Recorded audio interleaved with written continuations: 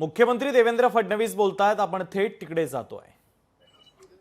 पुरावा दिला तर आरोपात अर्थ आहे, नुसता आरोप करून फायदा काय? उद्या कोणी काही आरोप करेल, जर कोणाजवळ पुरावा असेल तर तो पुरावा तरी नक्की द्यावा। मी आणि एकनाथराव शिंदे आम्ही असा पुरावा मिळाला तर जरूर त्या संदर्भात त्याची पडताळणी करू।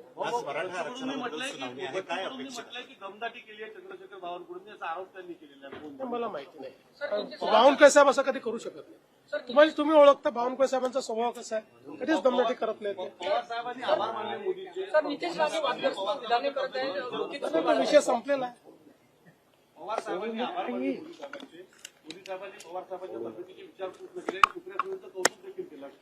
की शेवटी राजकारणामध्ये काही माणुसकी आहे, राजकारणामध्ये काही ओलावा आहे, राजकारणामध्ये काही संवेदना आहेत।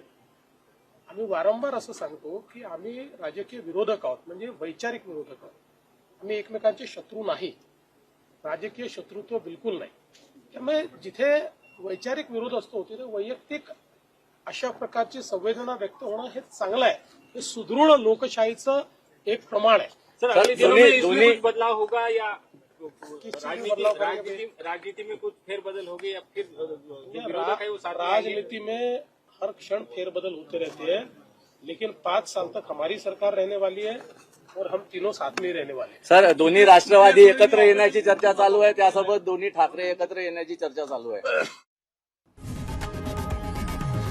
लोकशाही मराठी ऐका, पहा, जागरूक रहा।